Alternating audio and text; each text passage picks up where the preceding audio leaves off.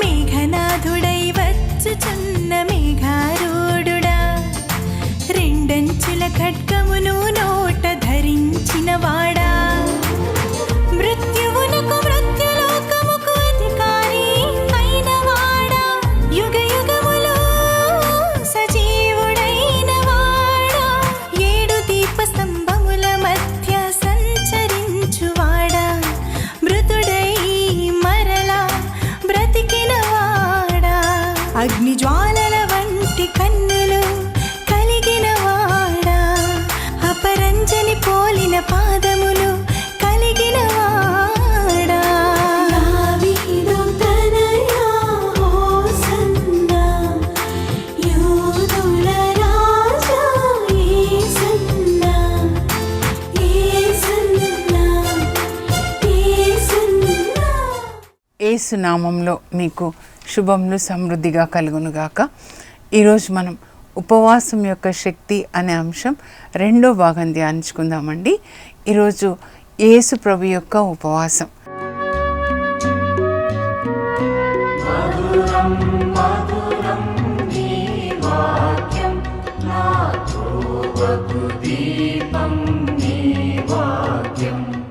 యేసు ప్రభు యొక్క ఉపవాసాన్ని గురించి మత్తయి సువార్త 4వ అధ్యాయంలో, అలాగే లూకా సువార్త 4వ అధ్యాయంలో రాయబడి ఉంటుందండి. లూకా సువార్తలో మనం చూసినట్లయితే 3వ అధ్యాయంలో పరిశుద్ధ ఆత్మతో అభిషేకించబడతారు.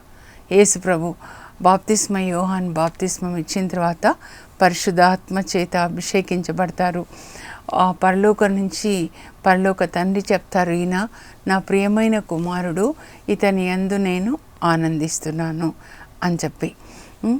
ఆయన ఎందుకు బాప్తిస్మం తీసుకున్నారు కొంతమంది అడుగుతూ ఉంటారండి.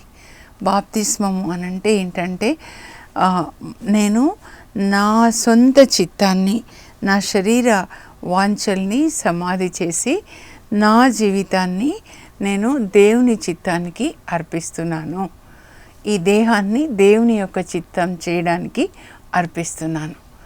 అందువల్ల తండ్రి దేవుడు సంతోషించాడనమాట. అంతేకాదు యేసు ప్రభు 30 సంవత్సరాలు ఈ లోకపు తల్లిదండ్రులకి విధేయత చూపిస్తాడండి. లూకా 3:51 ఉంటుందన్నమాట. దాన్ని బట్టి ఆ తర్వాత తనను మరి దేవుని చిత్తానికి సమర్పించుకున్నాడు. తన చిత్తాన్ని ఆయన సమాధి చేశారనమాట. మనం కూడా అలాగే జీవించాలి. ప్రతిరోజు మన సొంత చిత్తాన్ని మనం సిలువ వేసుకోవాలన్నమాట. ఆ తర్వాత యేసు ప్రభు లూకా 4లో చూస్తే 1వ వచనంలో ఆయన మరి పరిశుద్ధాత్మని పొందిన తర్వాత పరిశుద్ధాత్మ ప్రేరణ వలన ఆయన ఎడారికి కొనిపోబడతాడు. అక్కడ ఆయన 40 దినాలు ఉపవాసం చేసిన తర్వాత ఆయన ఆకలిగా ఉంటాడనమాట. అప్పుడు ఆయన సైతాన్చే శోధించబడతాడు. 40 డేస్ అన్నం తినలేదంటే ఎంత ఆకలండి. మీరు ఈరోజు నుంచి ప్రయత్నించండి.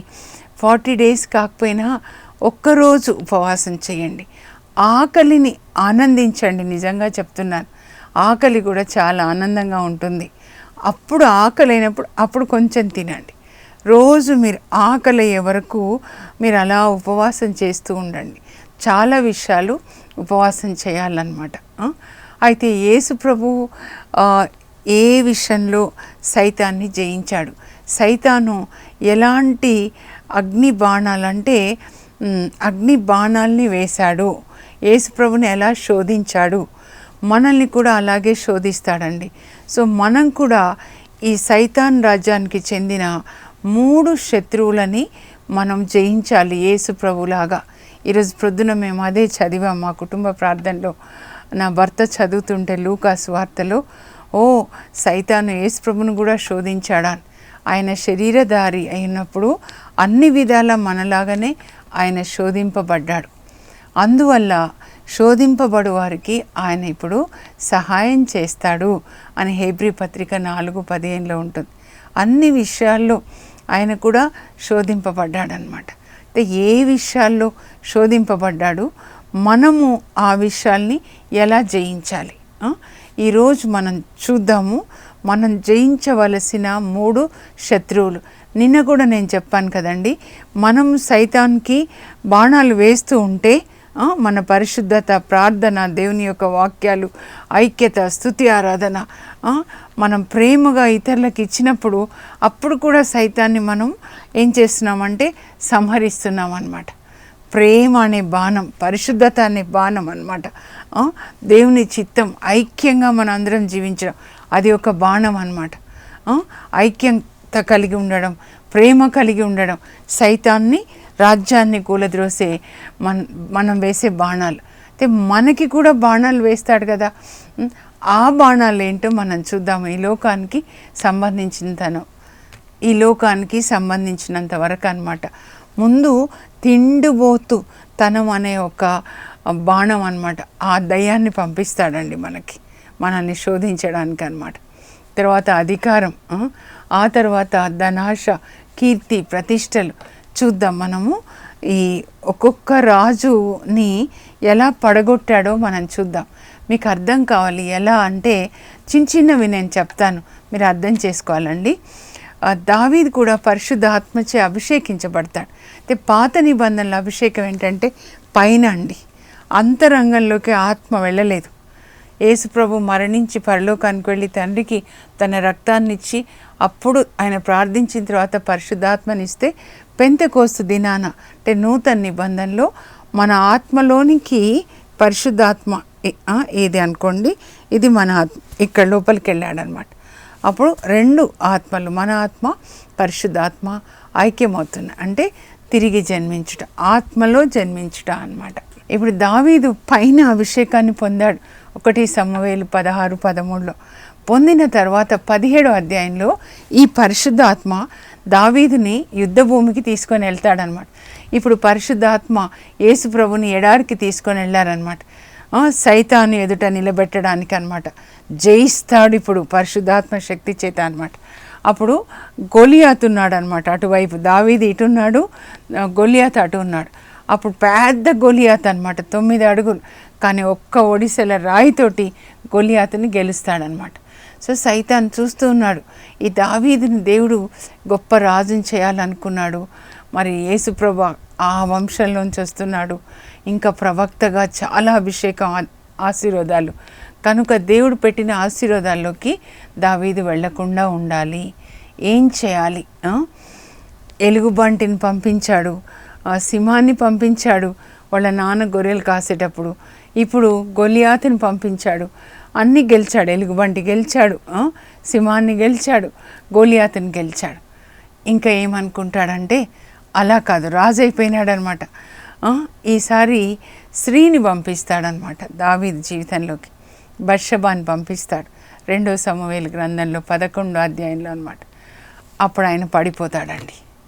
ఇది సైతాన్ వేసే బాణాలు అనమాట, సైతాన్ పంపించే శత్రువులు అనమాట.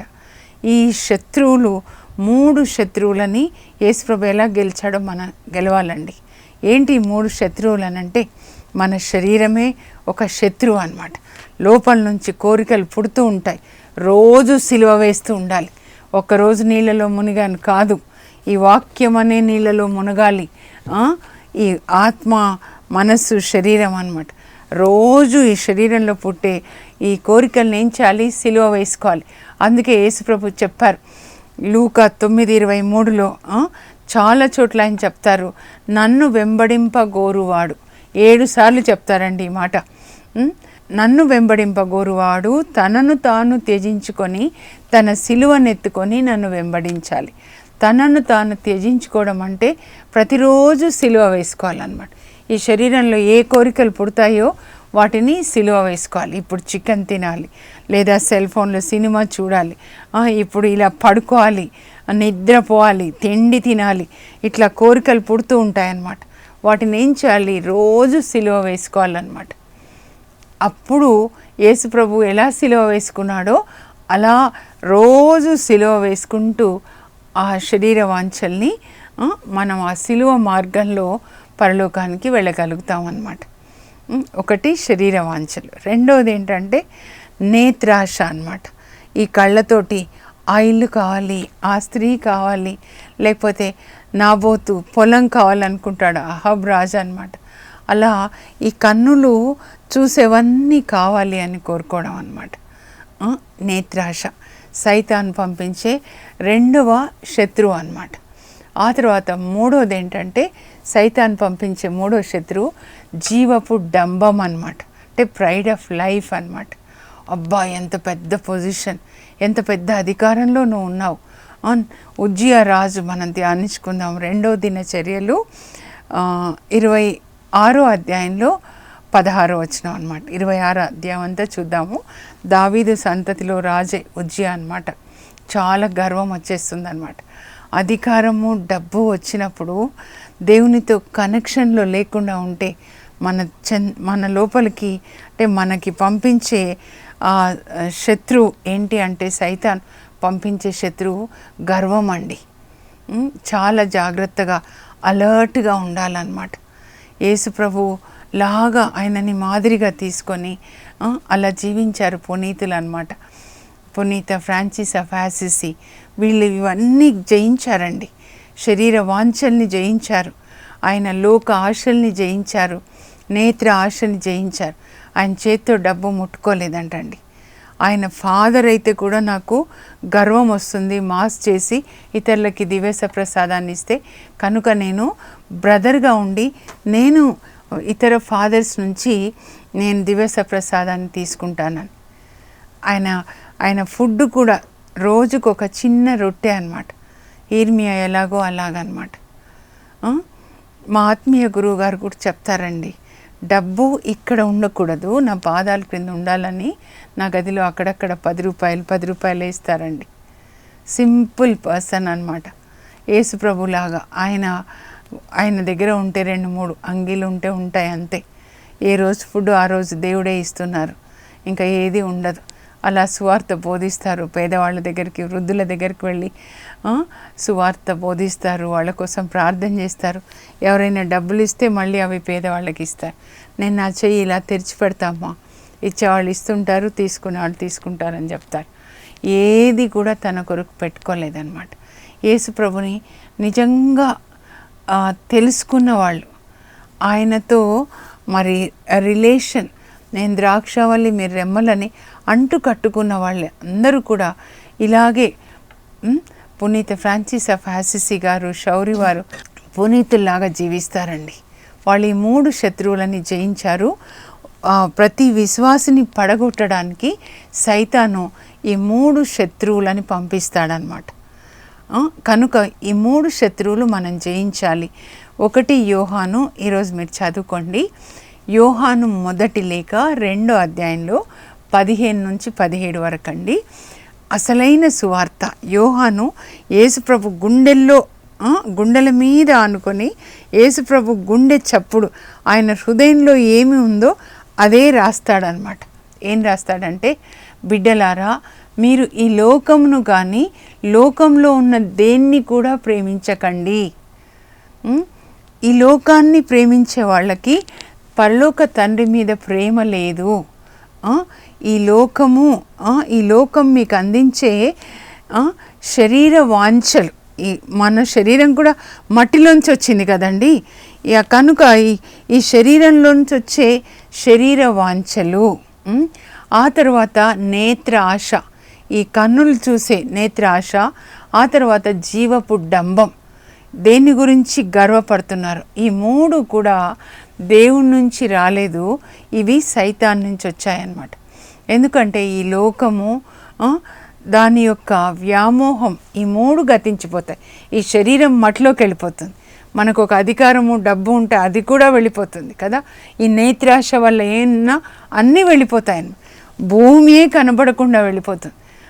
ఇవన్నీ గతించిపోతాయి. కానీ దేవుని చిత్తం చేసేవాళ్ళు శాశ్వత జీవులుగా, చిరంజీవులుగా నిత్యము ఇక్కడ పరలోకంలో జీవిస్తారు. అంటే మన ముఖ్యమైన ఉద్దేశం ఏంటంటే దేవుని చిత్తం చేయడము, ఈ లోకంలో దేవుని చిత్తం చేసి మళ్ళా దేవుని దగ్గర నిత్యము ఆయన సన్నిధిలో మనం ఉండడం అన్నమాట. అది మనం ఎప్పుడూ చిరంజీవులుగా దేవుని సన్నిధిలో ఉండాలి. అంతేకాని ఈ శరీర వాంఛల కొరకు మనం ఆత్మ సంబంధమైన ఆశీర్వాదాలు పోగొట్టుకోకూడదండి. ఒక్కటి ముందు తిండి గురించి నిన్న కూడా మనం ధ్యానించుకున్నాము. ఎందుకంటే పాపము తిండితోనే ప్రారంభమవుతుంది.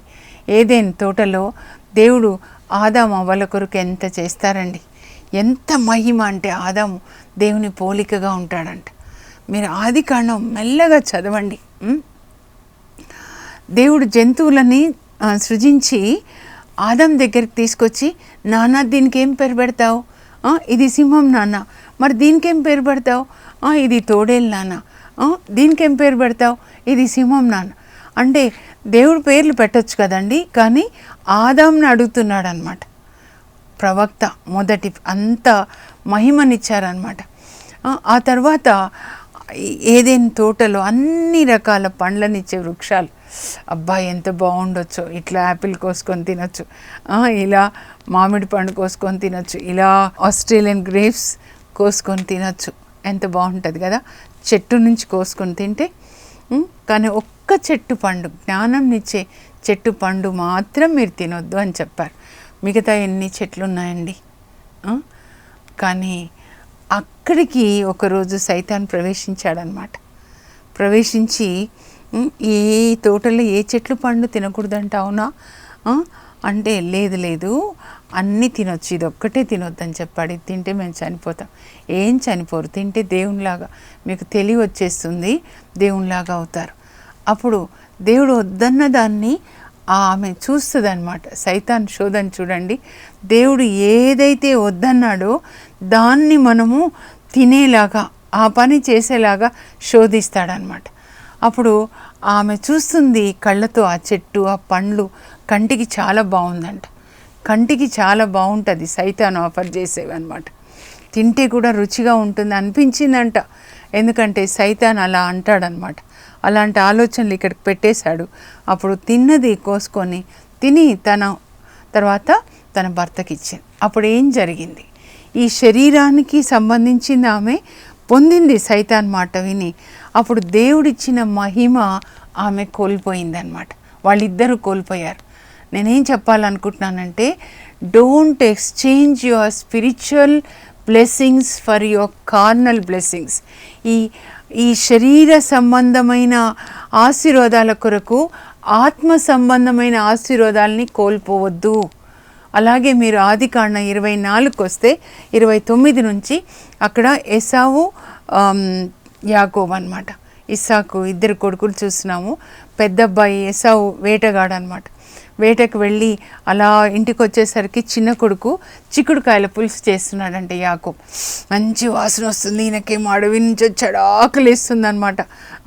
అప్పుడు తమ్ముడు, అబ్బా చిక్కుడుకాయల పులుసు నాకు కొంచెం ఇవ్వవా అంటే తమ్ముడు అంటాడు, ఊరికే ఇస్తానా, నీ జ్యేష్ఠత్వపు హక్కులు, ముందు పుట్టిన కొడుక్కి జ్యేష్ఠత్వపు హక్కులు ఉంటాయండి, ఫస్ట్ బార్న్ రైట్స్ అనమాట. మనంతా ఫస్ట్ బార్న్ అండి. ఈ లోకంలో అందరు దేవుడు బిడ్డలే, కానీ యేసు ప్రభుని నమ్ముకున్న మనం ఫస్ట్ బార్న్ అనమాట.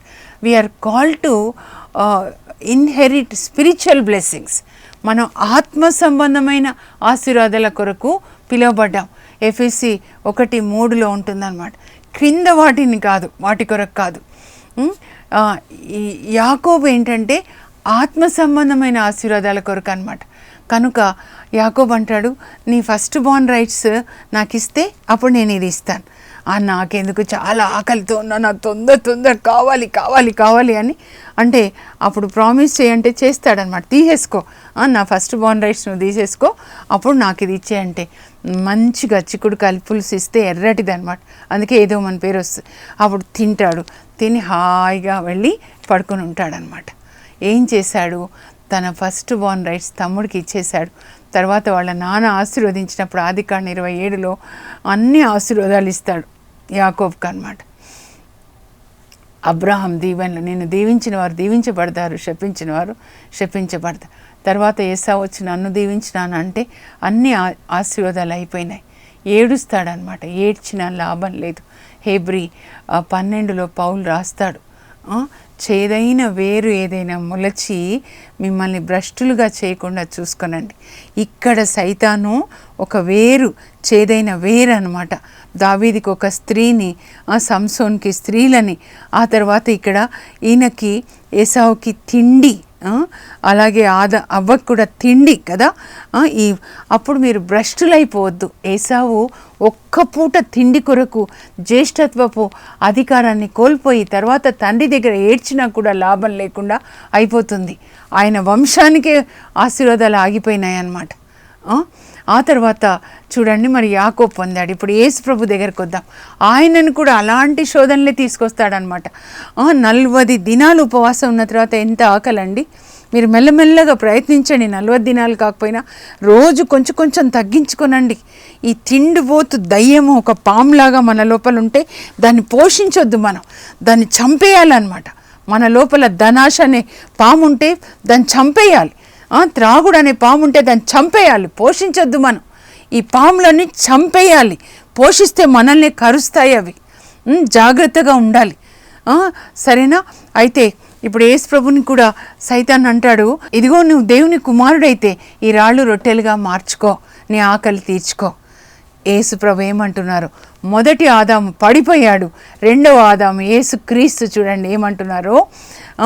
మానవుడు కేవలం రొట్టె వలన కాక దేవుడు వచించు వాక్కు వలన జీవిస్తాడు. ఈ రొట్టెలేంటి? ఈ అన్నం లేదా చికెన్లు, మటన్లు, ఇది శరీరానికి సంబంధించింది అన్నమాట. కానీ దేవుని యొక్క వాక్యము ఆత్మకి ఆహారం. కనుక ఈ శరీరానికి కావలసిన ఆకలి తీర్చుకోవడానికి నేను ఈ ఆత్మ సంబంధమైన ఆశీర్వాదాలు నేను కోల్పోను. ఎందుకంటే వాళ్ళ నాన్న చెప్తాడు, నో నువ్వు సైతాన్ చెప్పింది చేయకూడదని చెప్తారనమాట. కనుక ఆ దేవుని యొక్క కృపలో దేవునితో కనెక్షన్లో ఉండాలి అని అంటే ఆ దేవుని చిత్తం చేయాలి. కనుక ఈ spiritual needs are above the physical needs. అర్థమవుతుందా? మన ఆత్మ సంబంధమైన ఆకలిని తీర్చుకోవాలి. ఇది కింద మట్టి నుంచి వచ్చింది. ఈ మట్టి నుంచి వచ్చింది, అది సెకండరీ ప్లేస్లో ఉంటుంది అన్నమాట. ఆకలి అయితే ఆకలేని, కానీ నువ్వు చెప్పింది నేను చెయ్యను, మా నాన్న చెప్పింది నేను చేస్తాను. బైబిల్లో అంతా దేవుడు చెప్పిందే ఉందండి. దేవుడు చెప్పినట్లుగా చేయాలి. దేవుని మహిమ కోల్పోయారు, దేవుని నుంచి కట్ చేసేసాడు ఆదాం అవ్వని సైతాన్. అలాగే సంసోన్ కూడా ఎంత అభిషేకం ఇస్తే ఒక స్త్రీ ఒడిలో దాన్ని పోగొట్టుకుంటాడు. వెంట్రుకలు కత్తిరించబడ్డాయంటే దేవునితో కనెక్షన్ కట్ చేశాడనమాట. సైతాన్ పని అదే, దేవునితో కనెక్షన్ కట్ చేసి నరకం తీసుకెళ్ళి నరకంలో వేసి కాల్చాలని. మనం అది తెలుసుకోవాలి. ఏ శత్రువుని సైతాన్ పంపిస్తున్నాడో తిండిపోతు దయ్యాన్న యేసుప్రభు గెలిచారనమాట. ఆయన ఆకలిని తీర్చుకోలేదు.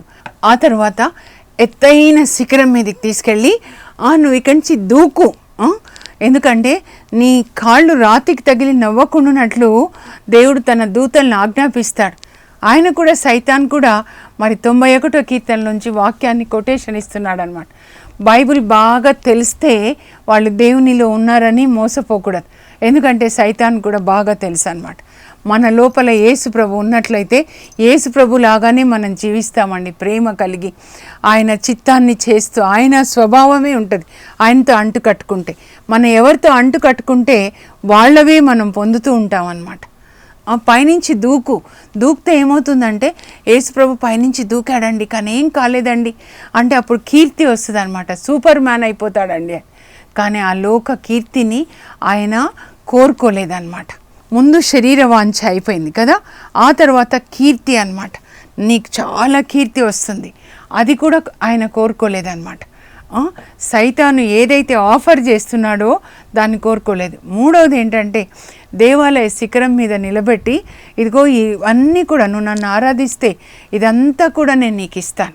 అయితే ఏమని రాయబడి ఉంది అంటారు యేసుప్రభు. యాక్చువల్గా ప్రతిసారి ద్వితీయోపదేశకాండంలోంచి చెప్తారనమాట, నీ ప్రభు అయిన దేవుని మాత్రమే ఆరాధించు, ఆయనని మాత్రమే నువ్వు సేవించు అని రాయబడి ఉంది అని చెప్తారనమాట. దేవుణ్ణి ఆరాధించండి. ద్వితీయోపదేశకాండంలో 6వ అధ్యాయంలో ఉంటుందండి. ఈ రెండు కూడా, ఒకటి పైనుంచి కిందికి దూకు అంటే శోధించకూడదు. 6:16 ఉంటుందన్నమాట. దేవుని శోధించకూడదు. ఏమని శోధిస్తామండి మనం? అక్క 9 వారాలు మొత్తంగా వస్తే నాకు వీసా వస్తుంది, నాకు పెళ్ళి అవుతుంది, నేను 9 వారాలు ఉపవాసం చేస్తాను అంటే దేవునికి ఇలా దేవుని శోధించకూడదు. యూదిత్ గ్రంథంలో కూడా ఉంటుందన్నమాట. అక్కడ వచ్చి హోలోఫెర్నెస్కి మీరు లొంగిపోండి అని అంటే 5 రోజులు మేము చూస్తాం, మా దేవుడికి టైం ఇచ్చి ఆయన మమ్మల్ని ఆదుకోకపోతే సైతాను నేను మీకు లొంగిపోతామని. అలా కాదు. ఇక్కడ కూడా యేసు ప్రభు చెప్తున్నారు, ఎవరిని ఆరాధించాలంటే దేవుణ్ణి ఆరాధించాలి. ఈ లోక ఆశలు, ఈ లోక నేత్రాశ అనమాట, అంటే ధనాన్ని ఆరాధించకూడదు. అన్నీ చూపిస్తాడు, ఇదంతా నేను నీకు ఇస్తాను, రాజ్యాలు, ఈ అధికారం ఇస్తాను, నేను నీకు ఈ ఆస్తి ఇస్తాను. కానీ ఈ లోక వాటిని పొందడానికి దేవుని యొక్క ఆశీర్వాదాలు ఆయన కోల్పోవడానికి యేసుప్రభు ఇష్టపడలేదు. సైతాన్ని ఆయన ఏం చేశాడు? వ్యతిరేకించాడనమాట. మీరు కూడా వ్యతిరేకించండి, దయ్యాన్ని వ్యతిరేకించండి, అది మీ నుంచి పారిపోతుంది అని యాకోబు పత్రిక 4:7 అనమాట. ఈరోజు ఏం నేర్చుకోవాలంటే సైతాన్ పంపే ఈ శోధనలు, ఈ 3 శత్రువులని మనం జయించాలి. ఈ లోక విషయాల కొరకు మనం దేవుని యొక్క సన్నిధిని పోగొట్టుకోకూడదు. ఆయనలో అంటు కట్టుకొని ఉండాలి. ఒక చెట్టు కొమ్మలాగా తండ్రి దేవుని యొక్క బిడ్డలుగా ఆయన చిత్తం చేయాలి. యేసు ప్రభు జయించాడు సైతాన్ని, 3 జయించాడు. ఆయన శరీరాన్ని జయించాడు, ఆకలి తీర్చుకోలేదు. ఆ తర్వాత లోకాన్ని జయించాడు. దూకం అంటే సూపర్ మ్యాన్ కీర్తి వస్తుంది, దాన్ని జయించాడు. అలాగే ఈ లోకంలో అధికారం, ఈ లోకంలో ఆస్తులు అన్నమాట, ఇవన్నీ జయించాడు. మనం కూడా అలాగే యేసు ప్రభులాగా జయించాలి. నేనేం చెప్పాలనుకుంటున్నా అంటే ఈ లోకంలో ఏదైనా పొందడానికి దేవుని మీరు కోల్పోవద్దు. Don't lose your spiritual blessings in order to get carnal blessings అన్నమాట. ఏసావు ఈ తిండి కొరకు ఆయన బ్లెస్సింగ్స్ పోగొట్టుకున్నాడు, ఈ కార్నల్, ఈ లోకమైన వాడు. కానీ యాకోబు ఏం పోగొట్టుకున్నాడు? అన్నకి ఆ చిక్కుడు పులుసు ఇచ్చాడు కదా, చిక్కుడుకాయల పులుసు. అంటే Jacob last physical blessings, earthly blessings in order to get spiritual blessings. అందువల్ల యాకోబు సంతతి కదా, 12 మంది, దావీదు రాజులు, యేసు రాజు, ఆ బ్లెస్సింగ్స్ చూడండి, లైఫ్ టైం బ్లెస్సింగ్స్ ఎప్పటికీ వచ్చాయన్నమాట. ప్రతిసారి మీరు చూడండి, దేవునికి దేవుడు పైనది, కింద ఈ లోక సంబంధం.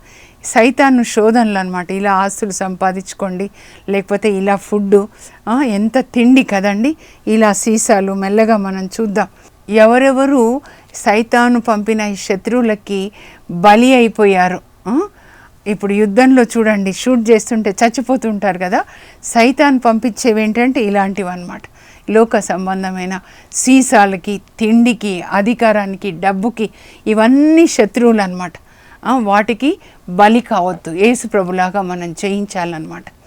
అందుకే అన్నిటికీ నో అని చెప్పాలి. శరీరానికి సంబంధించినంత వరకు, లోకానికి సంబంధించినంత వరకు ప్రార్థన చేసుకుందాం. పరలోకపు మా తండ్రి, మీ పరిశుద్ధ నామమునకు స్తోత్రం కలుగును గాక. నాయన, ఎలా యేసు ప్రభు జయించారు ప్రభా, 3 శత్రువులని జయించారు, శరీర వాంఛల్ని జయించారు, నేత్రాశని జయించారు, అలాగే మరి జీవపు డంబాన్ని ఆయన జయించారు ప్రభా. మేము కూడా అలా జయించడానికి మాకు జ్ఞానం దయచేయండి. సైతాను సీసాల రూపంలో, స్త్రీల రూపంలో, అధికారం రూపంలో, ఆస్తుల రూపంలో వచ్చినప్పుడు మేము పరిశుద్ధాత్మ శక్తి చేత వాటిని వివేచించేటట్లుగా సైతాను పంపిన శోధనాన్ని మేము గ్రహించుకొని డిజైన్ చేసి ఆ శోధనని జయించడానికి కావాల్సిన పరిశుద్ధాత్మ శక్తిని మాకు దయచేయండి ప్రభా. యేసు నామంలో అడుగుచున్నాం తండ్రి, ఆమెన్. దేవుడు ఈ శోధనని జయించడానికి కావాల్సిన పరిశుద్ధాత్మ శక్తిని మీకు దయచేదురుగాక. ఆ శక్తి కావాలంటే మీరు బైబిల్ గ్రంథాన్ని దినం రాత్రి చదవాలి, చదివి దాన్ని పాటించాలి. God bless you. Have a blessed day. For information, please contact us. Our address, Mrs. Jacinta Rani, 214 Pavani Estates, near St. Anthony's High School, Himayat Nagar, Street number 8, Hyderabad 29. మంచు జల్లు, ఇది మహిమ జల్లు, మంచు జల్లు